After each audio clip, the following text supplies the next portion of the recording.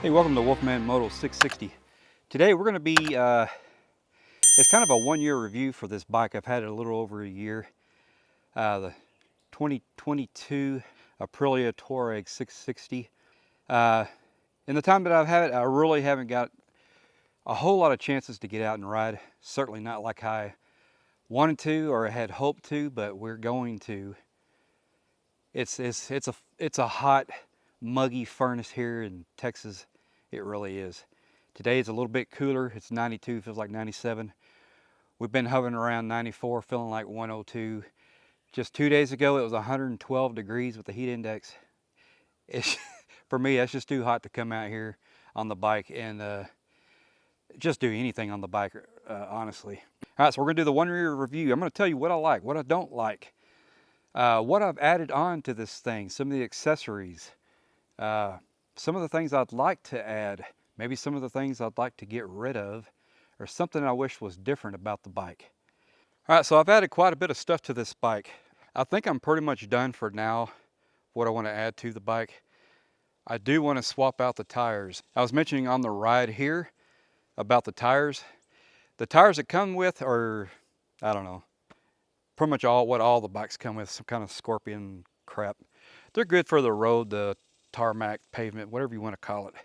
But man, when you get out into the gravel and the dirt, you need something a little bit, I don't know, something that grabs more. So I am shopping for that. There's quite a bit of options out there. So that's probably going to be my next thing that I purchase for this bike is some good tires, better than these ones that are on here. All right, so taking a look at the bike here, the very first thing that I added to the bike is the crash guards. This is the lower crash guards from T-Rex Racing. They are out of Dallas, Texas. Very nice product, high quality. So I got the lower and the upper. Get the helmet out of the way so we can see what's going on. We're going to try to get through this video as quickly as we can. It's getting hot out here, and I'm going to be ready to get out of the heat pretty soon. So there you can kind of see really good there. So the lower crash bar, very nice, and then the upper. And then I went ahead and added this helmet lock to here. That's a nice little addition.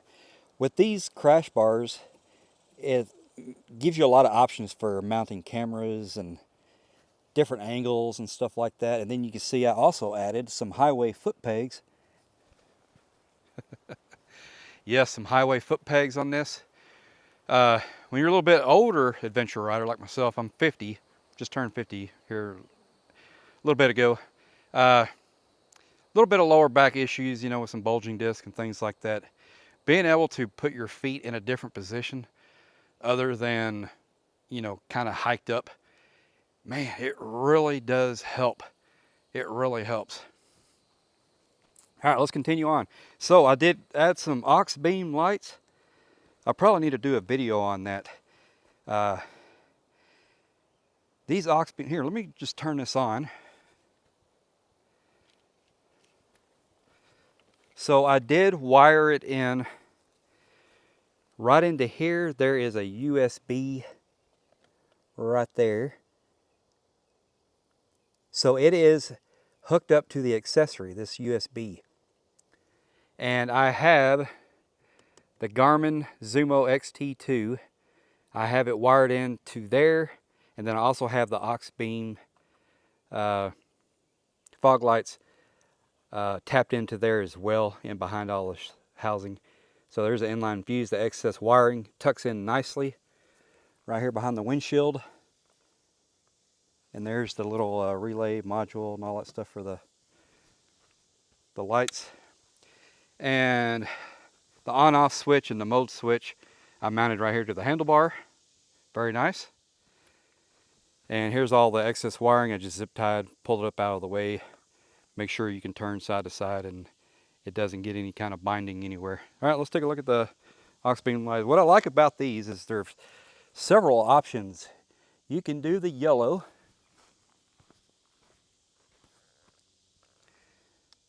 You can do white. white strobe, yellow strobe, white, yellow strobe, and I think that's a mixture of white and yellow. So those are a nice addition to your adventure bike. It really gives you great visibility going down the highway. People see you quite easily. When you're on these motorcycles, they're way smaller than vehicles. You need to be seen as well as possible. In my book, you do. So these upper crash bars provide a good place to mount those aux beam fog lights. Very nice. So I do have a crash bar bag. It's a Oldenburg. It's waterproof. It's very nice. I just bought this and installed it, well, and attached it to the bike. I haven't even put anything in it yet. I'm not even sure what I'm going to put in there. Maybe stuff that I need to get to quickly. Maybe like a rain jacket, pants, things like that, possibly. All right, so the second major purchase after the crash bars that I got was my Tuareg side pannier racks. So I went with Tuareg on the side pannier racks and the top rack. They integrate well together. Now these boxes, this top box and the side pannier boxes, that's all Chinese product. It's budget friendly. So I actually have two sizes of these top boxes. This is the larger one, and then I have one that's a little bit smaller. But very nice for having quite a bit of room for all kinds of goodies. And it's lockable, and then when you attach this to the rack, you can lock it there. So you have a key for all that. Same thing with the side pannier boxes. You can lock it to the bike. You can unlock that, take it off of the bike really quickly. So I did do a video on the top box, and I did a video also on the side pannier boxes. I showed how we installed the side pannier boxes because there's no mounting side plates. I had to do a little fabricating with some side plate. If you're interested in how I did that, go check out that video. I'll probably go ahead and put a link to that video down in the description box below, because I think that is a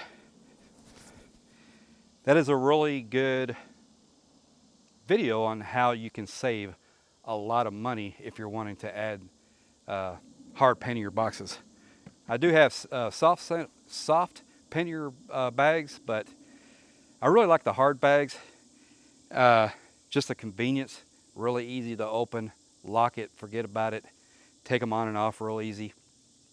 My soft bags, basically I use if I'm doing some really, hard off-road stuff. If I know I'm going to be dumping the bike, quite a few times, there's a good possibility of it.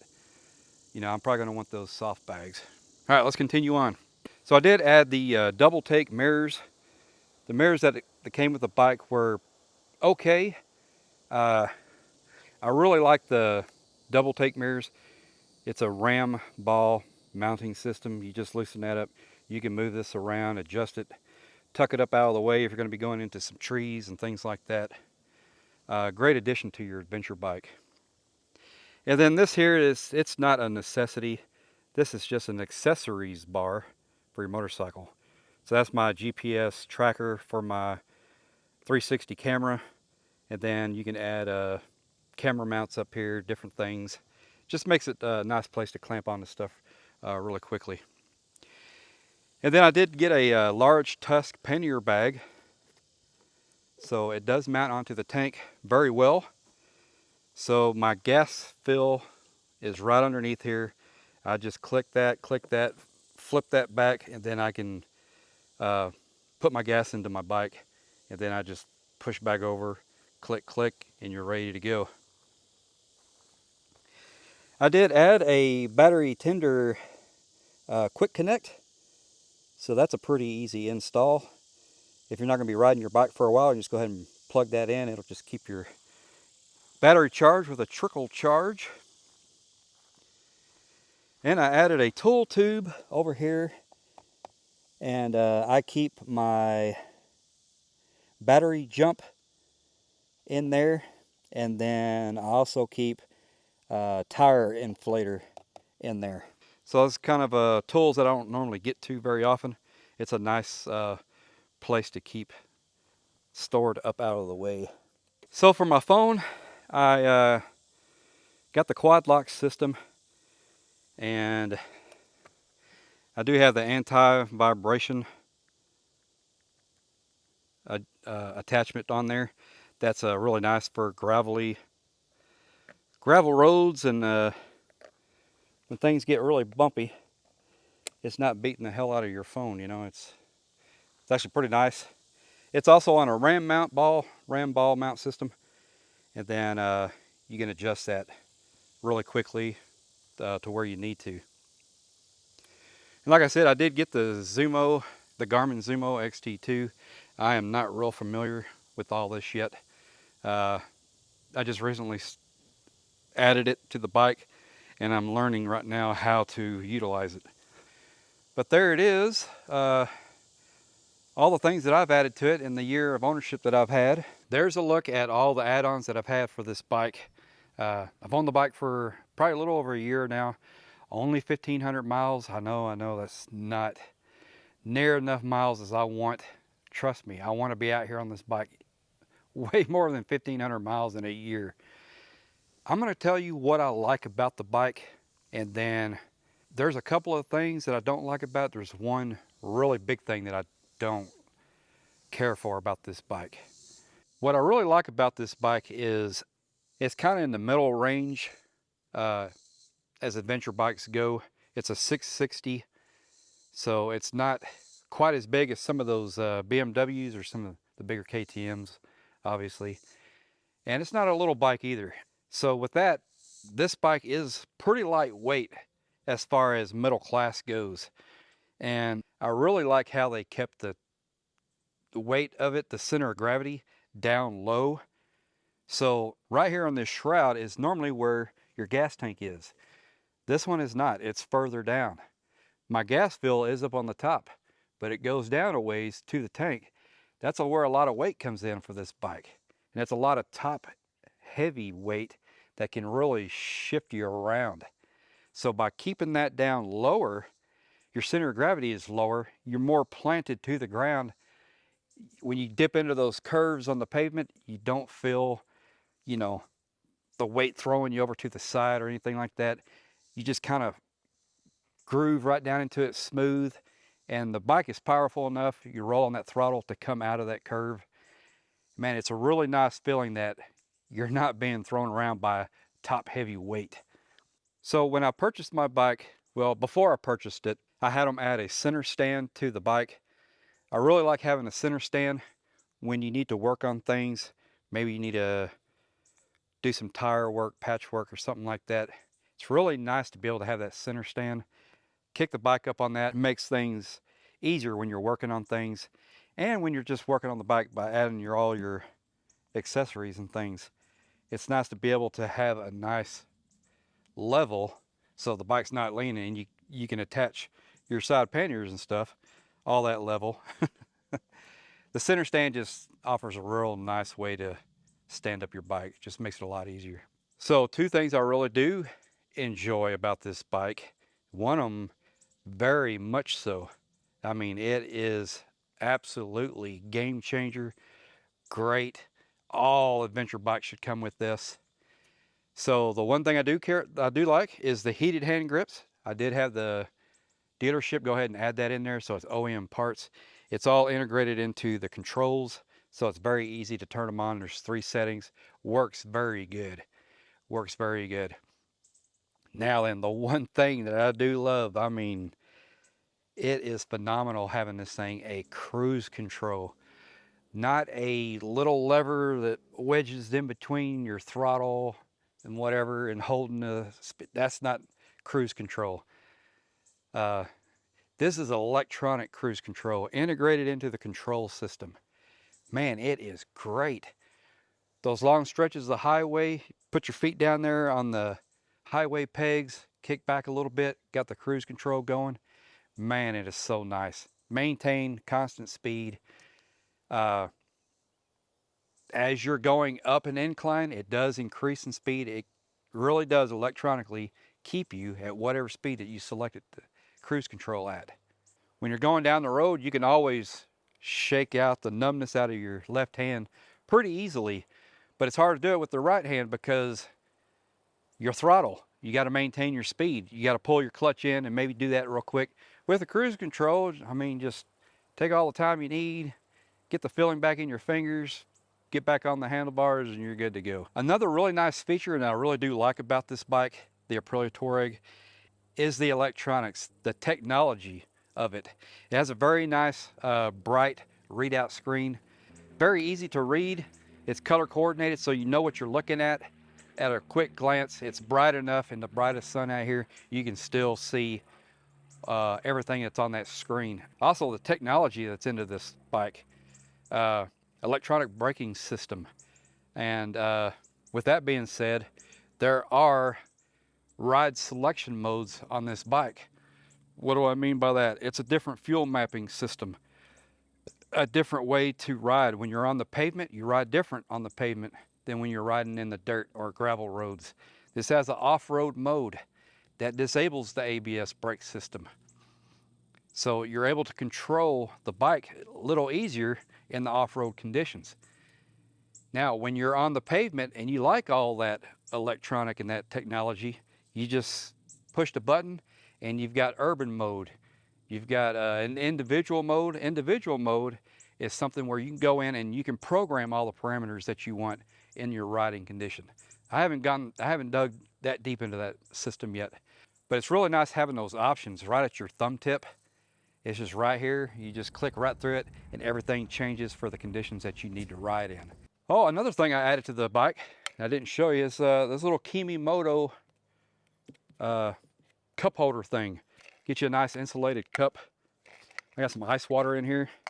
Man, that thing is nice. Just set it right down in there. I got this little bungee strap just for added extra, just so it doesn't fly off. I don't think it'll fly off, but man, it's really nice to having it right there.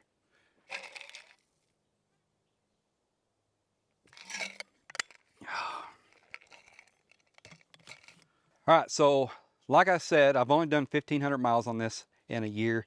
I've had it a little over a year. Everybody has their excuses and their reasons why they don't get out and adventure bike ride as much as they would like to or they want to. And I have my own. I mean, I'm no different from anybody else. To do with what I don't like about this bike. Oh, man, this would be the perfect bike if they had a different seat. Okay, so to be fair, the seat is cushiony. It is soft. It's not bad. It's narrow. Okay, it's narrow right up here in the saddle. And there's a reason for that.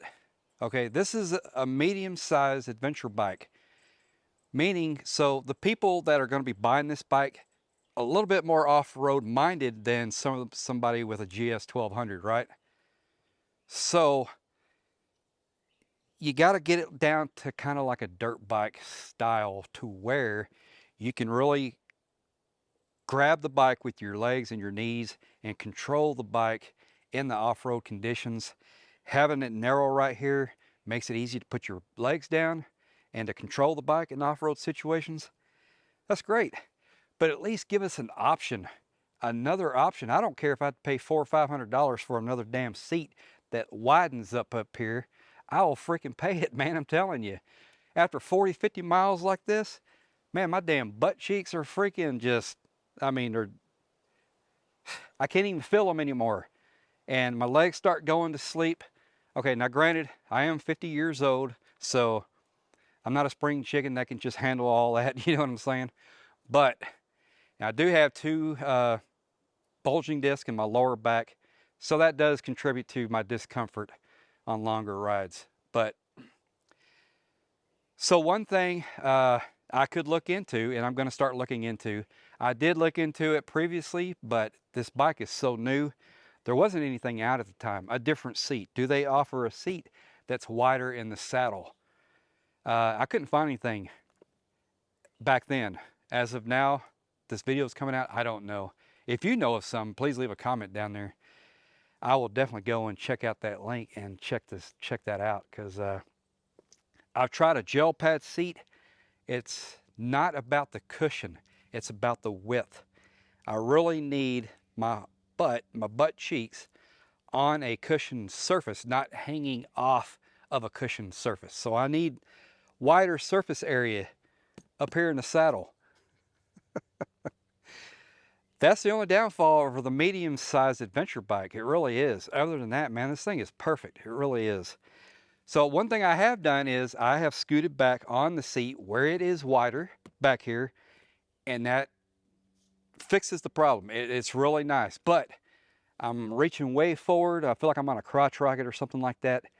I really want to be able to sit back and relax going down the highway. I don't want to be riding on my wrist. So with that being said, I mean, I could look into a 2 to 4 inch handlebar riser, raise that bar up, tilt it back just a smidge, maybe an inch or two, and that would probably cure it. And then I can put my feet down there on the highway pegs, get back here where it's wider, and cruise down the road, you know, comfortably. So it's definitely not a deal breaker. The seat being that way, it's really designed to be that way for what this bike is and what it's intended for. So I really got this bike to, I really like to go camping. I'm an avid camper. I've ridden motorcycles all my life. I got my first motorcycle when I was 4 years old. It was a little JR Suzuki 50, and I've been riding ever since. And I've had Harleys before. I don't like riding the streets all the time. I want to get on pavement just to get to the off-road sections of where I want to be, you know, out in this kind of stuff. I don't want to be on the, you know, in the urban scene all the time. So this is a great bike for it. It's not too small where you can get down there on that pavement on those open highways and cruise about 70, 75. It's not too small where it's really revving the engine out. It handles those speeds very well, and it's not too big of a bike where you're really uncomfortable going, you know, down a fire road, you know, or maybe getting a little bit of technical single track. This bike is good for all around. That's what this bike is geared towards. It's really like a good split, half and half, off-road, on-road. They take the best of both worlds and put it together, and this is what you got. Yamaha Tenere 700 is like that. The Aprilia Tuareg 660 is like that. I think CF Moto is coming out with a bike here pretty soon that's going to be similar to something like that. What I like about this one is the technology, all the little extra bells and whistles that you get. Really makes life nicer and easier when you're out here on your adventures. One more thing that I don't care about, and that is the tire selection that they put on these bikes. I'm sure all the adventure bikes come with these Scorpion tires. If you like them, that's great. They're okay. They're good for the street, not so good on the off-road. The way the tread pattern is on that rear tire, it's not good for off-road. It really isn't. You need some more knobbies in there somewhere to help grip through the dirt and propel you up. Loose rocks, loose dirt while you're going up an incline. This one and this tire here is not very good for that. Okay for the road, not very good for the off-road. All right, I think it's going to cover it for my 1 year review of the Aprilia Tuareg 660. There are other options out there that are probably a little better on the pocketbook, the price. This was about $12,000. Everything that I had added to it from the dealership, I think I was around $12,700. Pretty good price point for what you're getting with this machine.